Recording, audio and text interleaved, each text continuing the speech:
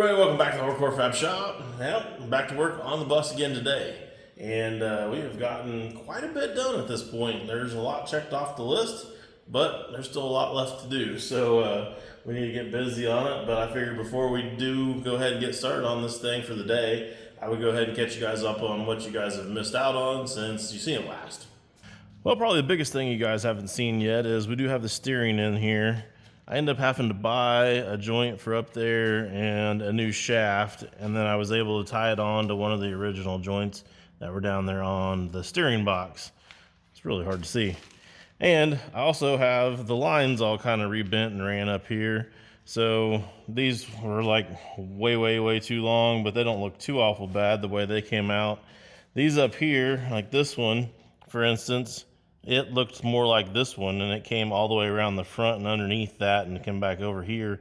I had to straighten all those out and got that to where that was actually long enough now to come up through here and then bend and go across the top up here on the master cylinder, or on the booster, I guess I should say.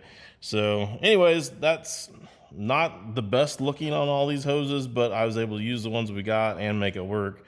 You throw in the mix here that we also have a couple of these oil cooler lines and stuff here as well, kind of in the way and whatnot. It's kind of a fugly mess, but it is what it is. Anyways, past that, we got an alternator up there now. I went and scrounged up two different air intakes so that we could be able to try to finally get this thing wired up right. And we've got the gas pedal, steering column, all that kind of stuff in since you guys seen it last. And I guess the gas pedal's laying in there on the bench, but the steering column's in there now and clearing. That's tilted all the way up, so that's clearing pretty good. And everything's all welded up inside here and stuff too. Good to go. Still do need to make the actual little door. I guess there's a door. We'll go over that. This piece was just a drop that I just had sitting up there. It wasn't quite big enough. I was hoping it was. I also was going to leave the firewall just kind of primered over there. We do got the firewall cleaned up now and everything. And I was going to leave that just kind of primered over there, and over here too. But I just couldn't look at it anymore with the primer on it. I think we're going to go ahead and spray everything under the hood that's up on the front clip black, because we had to do some cutting and stuff on that too. So I think it makes sense to spray that all black, put some color on this so that when we raise the hood, everything underneath the hood is going to look pretty good. All this stuff will clean up and everything. Probably going to end up changing the air filter and the whole air tube situation going on right here. Talk more about that here in a minute. Yeah, we're at that stage now where everything has got to fight you just a little bit, you know. So I've got a wiring harness that I bought that is supposed to hook up to this motor. Well, it does for the most part, except for it's designed for a Chevy pickup, and we're not using a Chevy pickup. And generally, GM is pretty good about keeping things all the same throughout all their platforms, you know, and making stuff interchangeable. But for some reason, they've got enough little different things on this that it's been just a little bit of a pain in my rear on the bus side of things. So like I said, the air intake and the mass airflow sensor is different. The gas pedal was different. We went ahead and built everything for the gas pedal that we had out of the bus. Should have checked it before I did that. I wasn't thinking, I just assumed, you know, GM's pretty good about that. It'd be all right. Gas pedal was different than what the wiring harness would accept. So we ended up having to cut everything out and then scrounge up another pedal and then build everything new again to be able to mount the fuel pedal, so gas pedal. So just stuff like that, you know, is a pain in the rear, takes up a ton of time, doesn't feel like you're getting anything accomplished, but it's the stuff that you've got to do, and it just is what it is. We even just the oil filler. So it had a big goofy tube. It had this big goofy tube that stuck up here for the bus, you know, so you can reach it out from underneath the windshield because this thing's stuffed so far up in there. And that was all great, and I thought, well, hell, we'll leave that. You know, I kind of like the long tube on the transmission side of things. It's coming right up there to the front, so we don't have to climb all the way back up in here and get to that. We can leave this too, but it doesn't clear. It sticks out so far, it hits the end of the, right where the core support's at. We were trying to sit the core support and whole fenders and everything all up here at once in one time, and this thing was hitting on there, and we messed around this for like 10 minutes before we realized that it was hitting here. We were looking all underneath the chassis and around everywhere trying to figure out where it was hitting, and it just would not go any farther. Yeah, it was right here. So anyways, take this junk off. Thought, heck, we'll just screw the cap right down in the valve cover because that's where it's at on every other pickup. Surely they don't make two different valve covers. They do.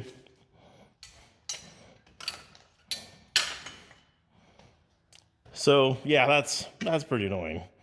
And just little fiddly stuff like that. So anyways, today, like I said, I think we're going to mess around with wiring this thing. And I've had a bunch of people ask me questions about wiring on this kind of stuff. You know, what do I do for this? What do I do for that? So I'm not going to go like super crazy in depth on it with you guys today, but usually I just kind of skip right over it because it's wiring, and how do you make that kind of interesting, right?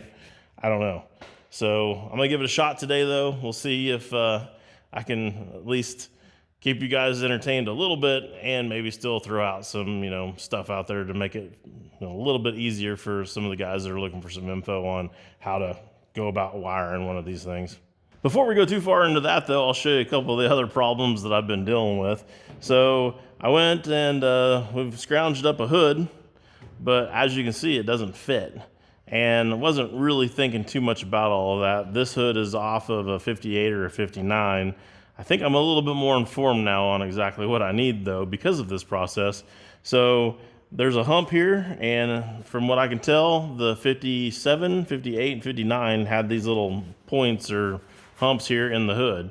The 55 and the 56 were flat across here, and the 58 and the 59 have the dual headlights in the front on the fenders. Well, this is off of a 58 or a 59 because it had the dual headlights on the front.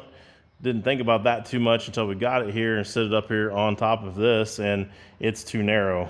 And I think it's too narrow because the other front clip had 4 headlights instead of 2. So it, you know, had to bring the hood in to be able to clear that, obviously.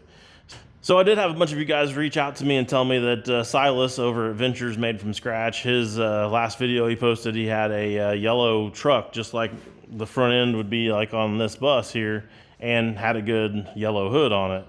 Well, I reached out to him to see if I couldn't get that from him, and he's already cut that hood up. He cut the whole front end off of it to be able to make a wall hanger out of it. So missed out on that hood. Not that big of a deal, but I do appreciate y'all that reached out to me and let me know that he had it. So anyways, I do have another hood that we're going to go and grab here in just a little bit. And it is like a 55 or a 56 because it doesn't have these ribs on it. I think it's going to be the right width, I hope. And we'll try that out here in just a few and see when I go grab that. The other thing that I've been fighting with the hood and with this whole front clip is the radiator. The radiator is huge, and it's also got a big neck on it that kind of sticks up here, so I'm not sure if I'm going to be able to use any hood with this radiator at the moment yet. Well, until we go get this other hood, see if it fits, we're not going to know.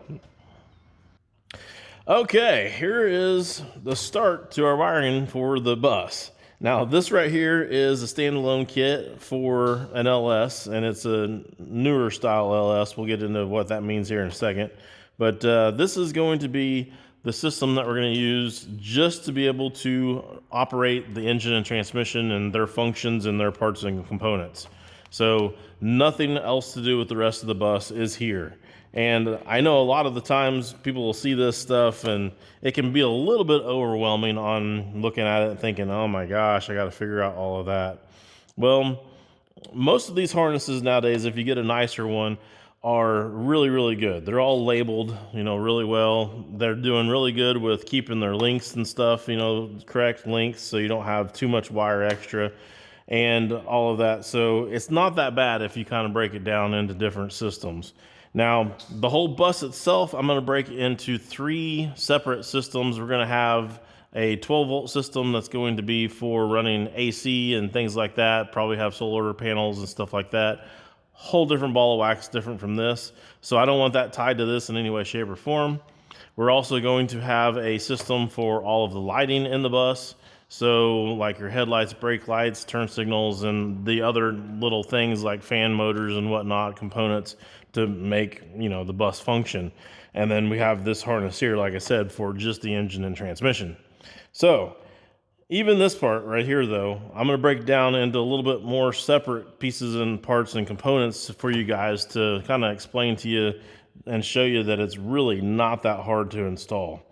So I've already kind of started doing some of that. You'll see right here, here's a big grommet. So this grommet is going to be the firewall and stay in the firewall right there. So everything on this side of that grommet is going to be under the dash, and everything out here is going to be under the hood.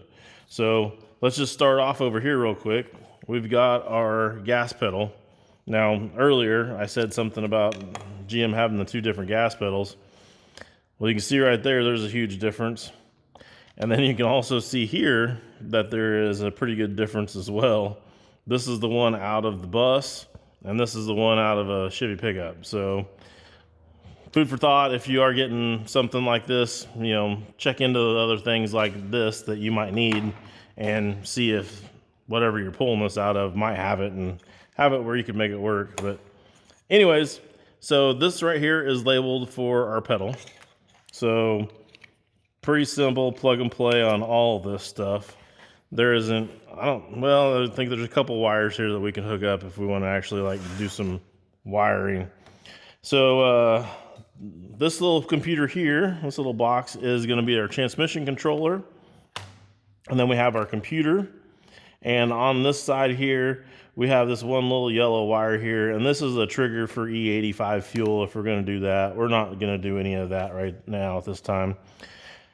They've got this, they call this a DLC. I always just call it like an OB2 port, but this will go underneath the dash too, so we can actually plug in a computer and check this thing out and see if there's something going on with it, and see if we've got any codes or anything that are showing up.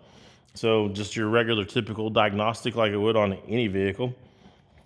All these extra little wires right here, there's a bunch of different stuff in here if you're wanting to try to hook up some stuff in your dash, like your speedometer and your tach. There's a couple wires in here for the fans. So you have two different fans. You can run two separate fans off of that computer and do all that. I don't know, there's a couple other things I'm forgetting, but anyways, you guys get the gist of it. Then we got this right here. This is going to be actually our main little fuse box here for the motor. It's got everything fused in there, so that's nice. We've got a couple of relays in here. I don't remember, I don't think that there is a fuel pump relay in here. I think we're just going to have the, that's probably one of the other ones that's in this, is probably a fuel pump. So we're going to have a trigger for the fuel pump, and then that's going to be it. So we've got the power wire here that comes off of the ignition hot. So when we turn the key on, that's going to be power on. That's going to start and power up all this stuff.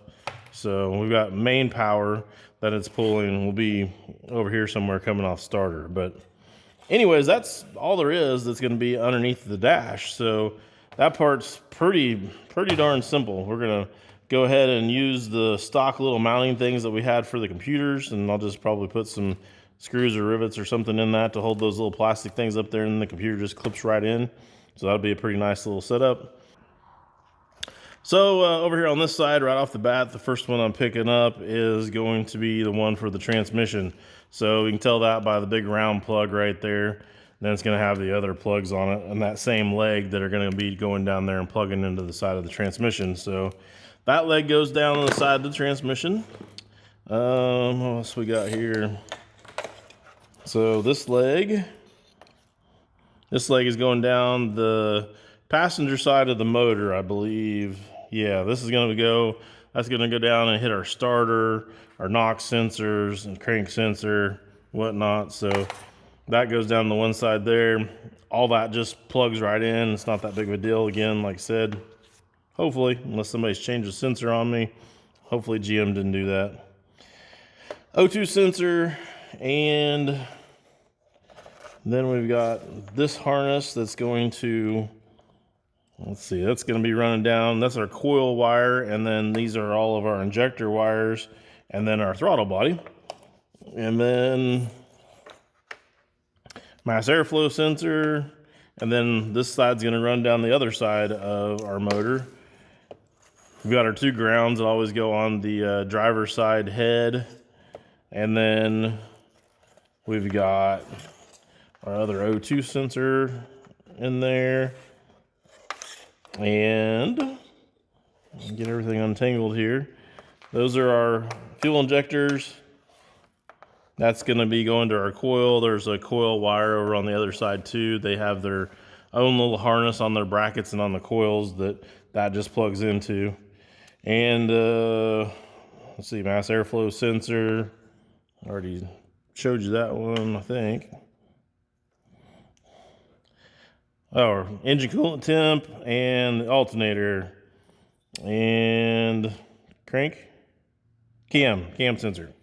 So there you go. I mean, that pretty well takes care of that whole side. And then down this other side of the block, we got the other NOx sensor and the other O2 sensor. So yeah.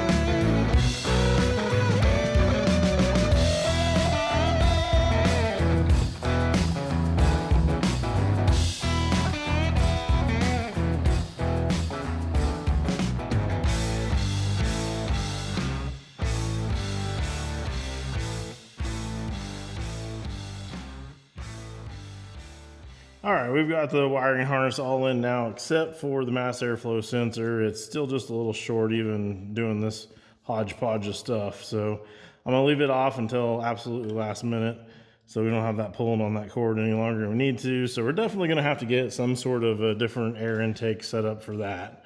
So no big deal there. But we've got oil in the motor and fluids in there and everything. So the only thing left we need is some fuel. And Julie's in here waiting on me to video this. Yeah, because this is where our days go. When a curious little thing, and this is how we're going to do this, turns into a big mess. To the point where I'm like, oh, we probably ought to video this because this is now turned into a thing.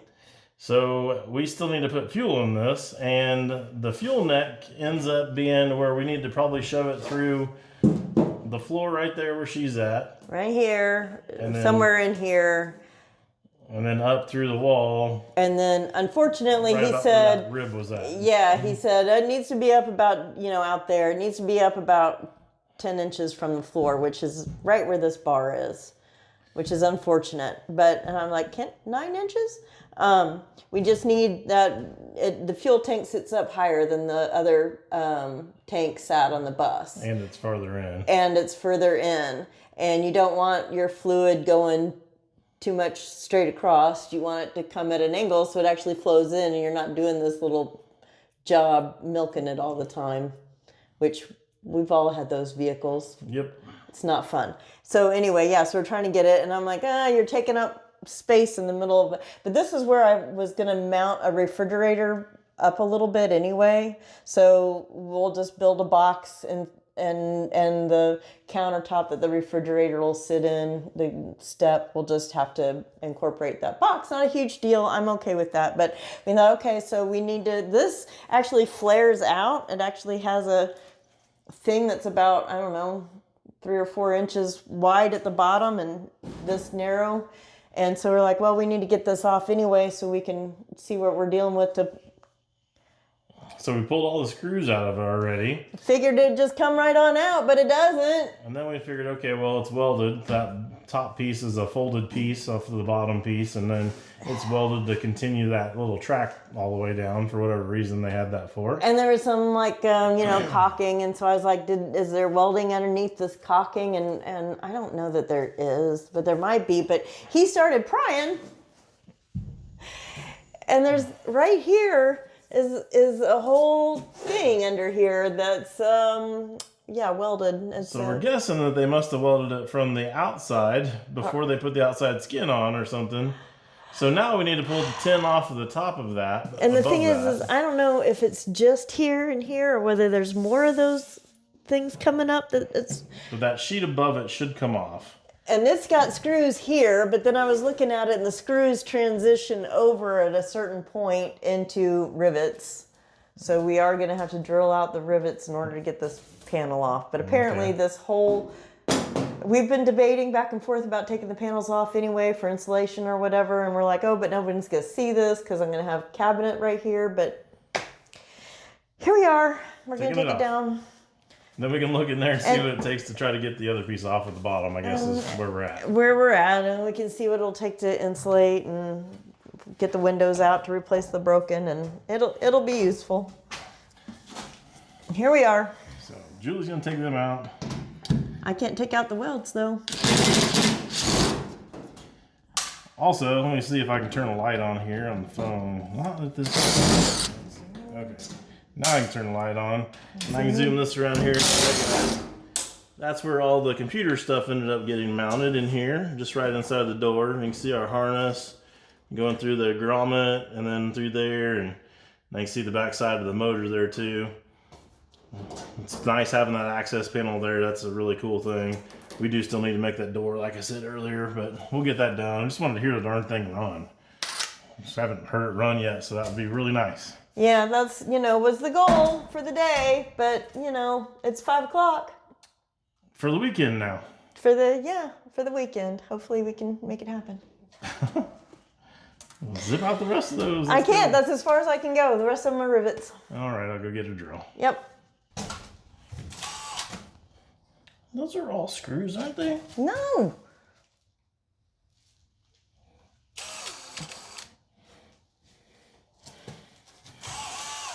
I thought so, and then no.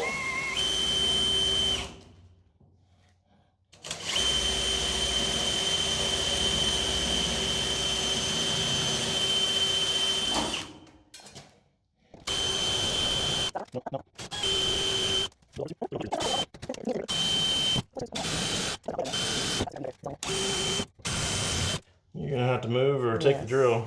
I'll move. You're doing such a good job.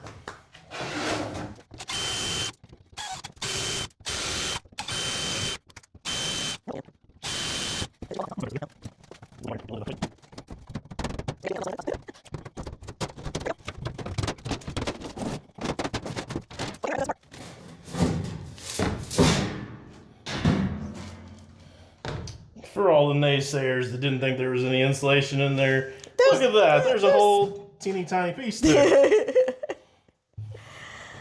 Well, there we go. I can certainly put more insulation in for whatever good it does with these windows. Yuck. I should have gloves on. Probably. I'm gonna go get my gloves. Can you see?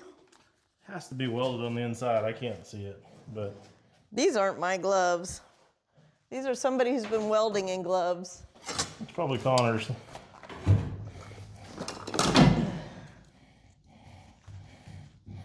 Yeah. Just don't move. It's stuck. It's welded. So they welded that. Whew. Where? Down there on the inside. No, down in there. Down the back side of the thing. And maybe to the floor as well. Possibly. So all we gotta do is take the skin off the outside, then we can get to it. How do you skin a bus?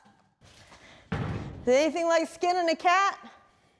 No, skinning a cat's way easier than skinning a bus.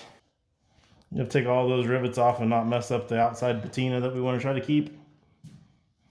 Yeah, those are Phillips head screws. They're not rivets. Dent trim or whatever you want to call it. Yeah. Was screwed on, but the rest is all rivets. Yep. So we stepped away from this thing last night. We went out to Pfeiffer's where all the other buses are at that we got the chassis from, and we did end up finding a filler neck that I think is going to work. It's got a metal case on it. It's got the right size tubes and everything here, so I'm gonna have to carve a hole over there in the side of the bus for this thing in a minute. But before I do that, I'm kind of procrastinating on cutting a hole in the side. I wanted to go ahead and show you guys the front clip and what we got going on here with the radiator situation and all of that. So even though this is a big front end, modern radiators have just gotten wider and wider and wider, and this doesn't fit in this front end at all. Not only did the front end not clear the radiator, it was actually having problems clearing the brake lines coming out of the side of the master cylinder too. So that's what that little relief is right there in the side there. We just notched that all out and got some room now. We're gonna actually get the line in and out of the master cylinder and all that if we needed to, because probably will need to eventually at some point.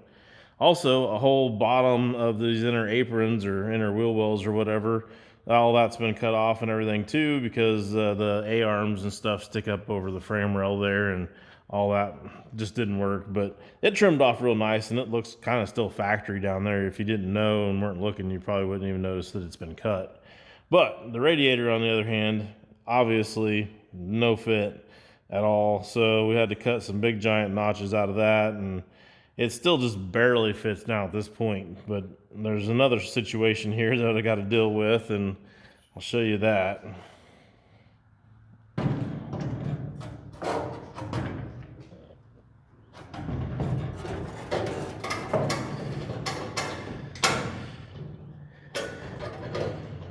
So that's it fitting in there, but let's see.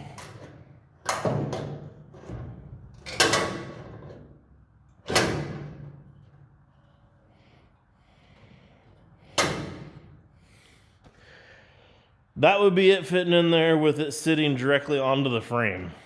And we don't obviously want it sitting directly on the frame. It should probably be tied to just the front fenders so that it can move with the front fenders and not have the front fenders moving into it.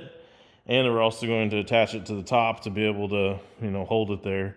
But here's the problem. This is already sticking up past the fender right there. So that's an issue for sure, 100%. And we did get a hood yesterday. We went over to see my friend Harold and his wife, and they hooked us up with a hood. And let me grab it. I don't know if I can grab it or not. I might be able to grab it.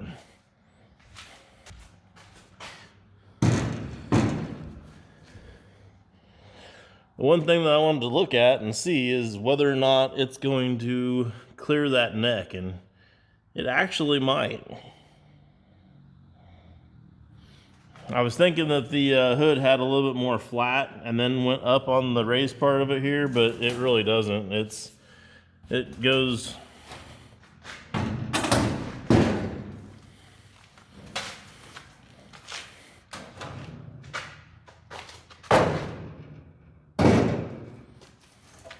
the raise here in the hood starts pretty quick.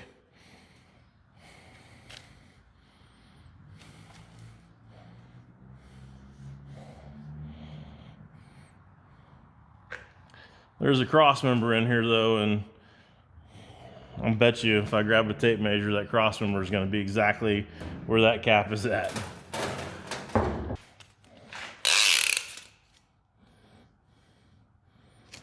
12, 13 inches. Yep. Right, exactly where that cap is at. Of course. So yeah, that's a pretty fun little puzzle to figure out there. We'll have to do that on another day though, because I really need the front clip up there, need it mounted. And to mount it, I mean, we can bolt it to the bus, but we don't have a mount yet to the chassis or mounts to the chassis yet for the front clip. So still need to do all of that before we can finalize and figure out exactly what's going on there. But for today, I think we can go ahead and maybe just sit the radiator up there on the frame rails and let the hoses kind of hold it in place and hopefully see if we can't start this thing. Yeah, I guess we got to get some fuel in it, and at the way it's sitting right now with the hose like it is, I can't get any fuel in the tank without putting the filler neck in. So I guess I've put it off long enough. I need to go over here and start figuring out a spot to cut a hole in the side of this thing and get that filler neck mounted.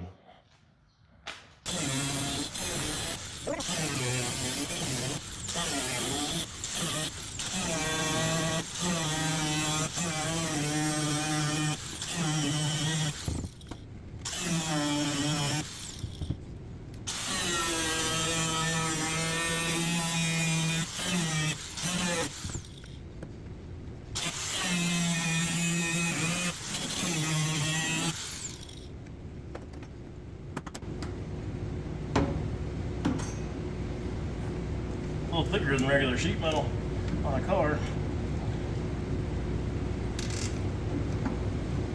I'm gonna say this is probably like 18 gauge or something.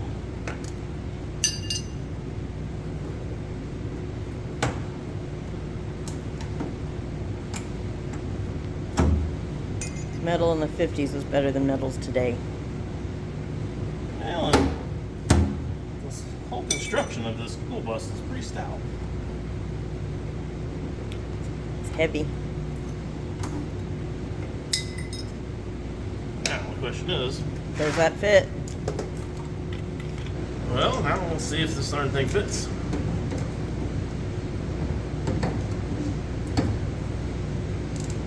Perfect.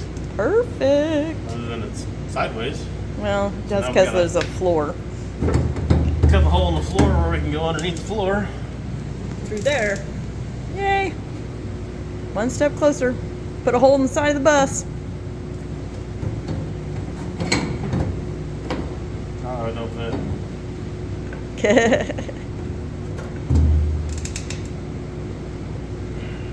You gotta cut the hole.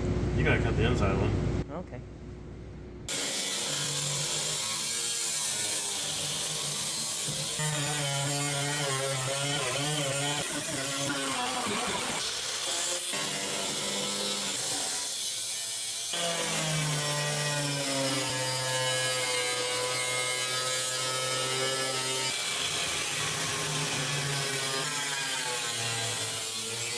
This is a horrible day to wear fucking shorts.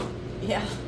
What I was fucking thinking, other than I was gonna be hot. Now my legs are all burnt up. Yeah, and it's not all that hot. And it's not that hot.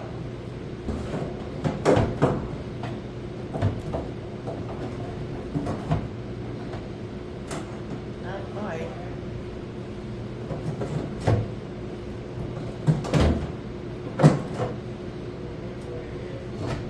Alright, I'll make it a little bigger. Not much, just a little.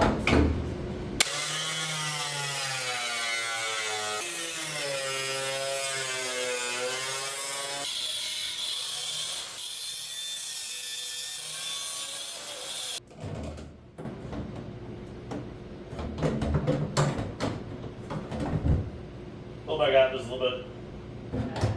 Oh, nothing. There's a ground wire that was trapped in there, but it's good now. Well, we got her fitting pretty good. We're gonna put a little silicone on here just to kind of seal it up, hopefully, and stick her in the hole.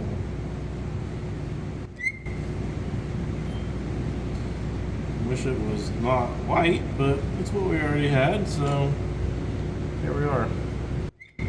Hopefully you won't see it once it's in there. Hopefully not.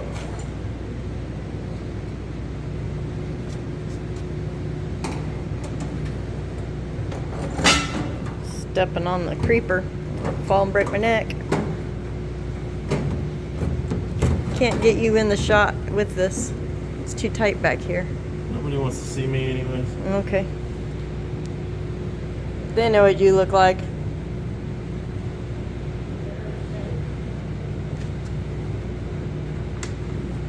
Where you got shit coming out everywhere.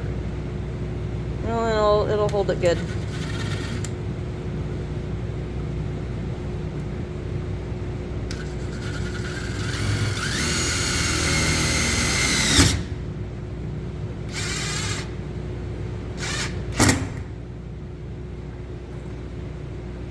For some reason, I only got 3 screws. There's 4 holes. I see that now.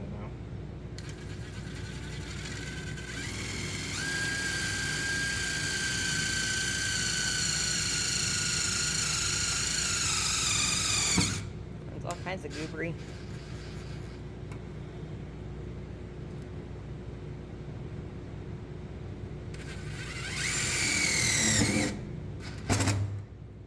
I'm gonna get one more screw and paper towel, wipe the goobers off before I tighten that one. Okay. So that's what we got. Looks like it's always been there. Except for the plastic lid. Plastic lid, but everything else is metal, so Yep. It works. oughta last, it'll work. There. Fuel. Well, it's accepting gas good enough that it's taking it out of the can and not overflowing, so might be a good sign that we can fill it up with a gas pump and actually get some gas in there at decent speed. We still haven't run any wires from the fuel pump, right? So we still got to do that. Still got to get the wire to trigger the fuel pump, and then I want to change that one valve cover so we can get an oil filter or oil fill cap on there, and Hook up I the guess radiator. Hook up the radiator, yeah, so we don't lose all the fluids out the front, and we can give it a shot and see what happens. Let me show what this ended up looking like under here with the clamps and how well that worked out. You gonna crawl underneath there while I'm dumping gas in it? I trust you. I wouldn't. Oh, okay. Then I'll wait until you're done. I would wait till I'm done. Okay, fine. Okay, so that's how that all ended up. It goes up over to the tank. Beautimus. Looks real good. So it's been a couple of days ago now since that little bit of video there you just watched, and we've been working through all of the little nitnoid stuff here and there and getting everything all figured out. One of the biggest problems was figuring out the wiring for the fuel pump. The pigtail that I got for it had 4 white wires coming off of it, and there's not a lot of information about that particular fuel pump online, so looked all over the place trying to find info, and everything that I found was wrong. So I ended up taking the old fuel pump that we had apart and actually tearing apart that until I got down to the individual wires of each wire, because it had 2 plugs that plugged into the bottom of the little thing that come out the top of it, and then it turned to 90 and come to a 4 flat. It was this.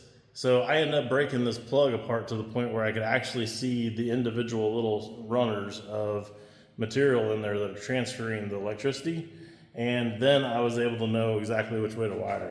But I messed around with, I don't know, listening to other people online for way too long trying to get it to work, and trying other options too before I finally just did that. And now we can jump straight to the fuel pump, and we've got fuel right up here to the fuel rail, so we're good there. The next thing we was going to do is we're going to go ahead and try to just get this thing cranked over without having any fuel to it or without having a computer even hooked to it. And we hooked up the charger to the battery. We got that charged up really good. And we hooked up the button to the starter, and just to hit it to crank it over.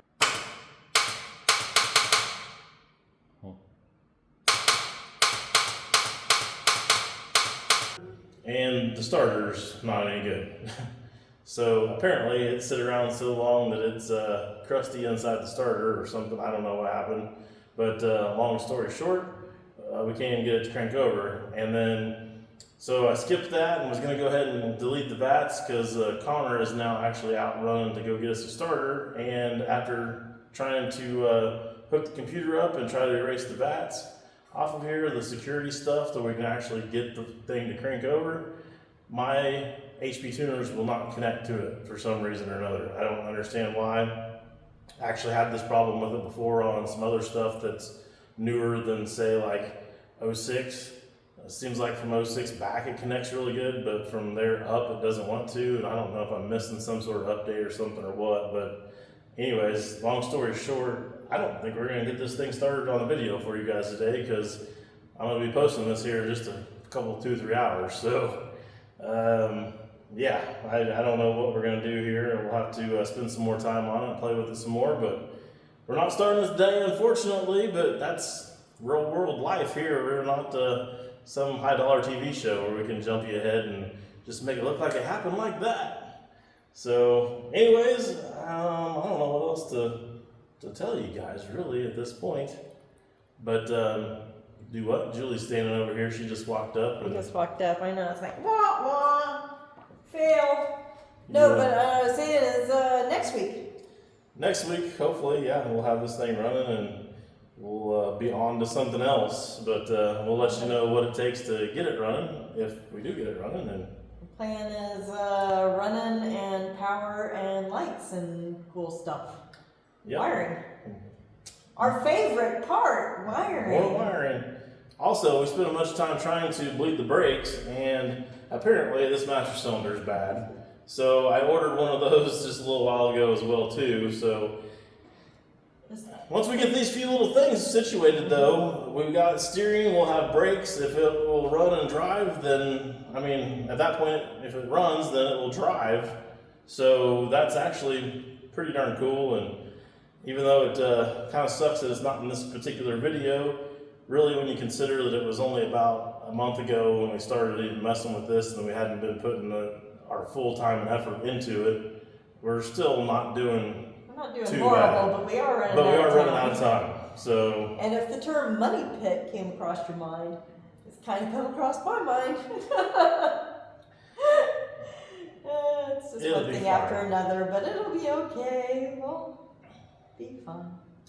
mass airflow sensor. I've had a really big issue with this too. So I don't know. I'm not even going to go into it. We've had issues with lots of other little stuff too. Yeah, maybe. It is what it is. But Yeah.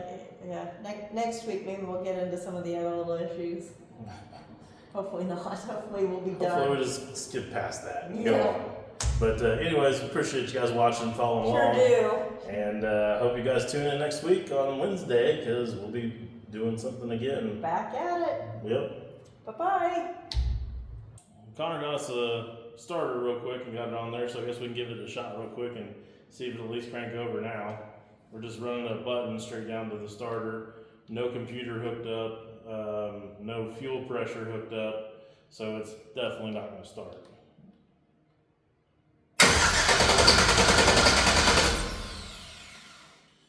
We cranked though. Cranks. Sounds good. Sounds healthy. From just cranking. Yeah.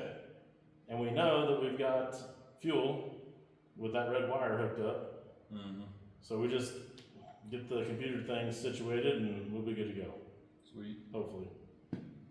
Sounds easy enough, right? In theory, yeah.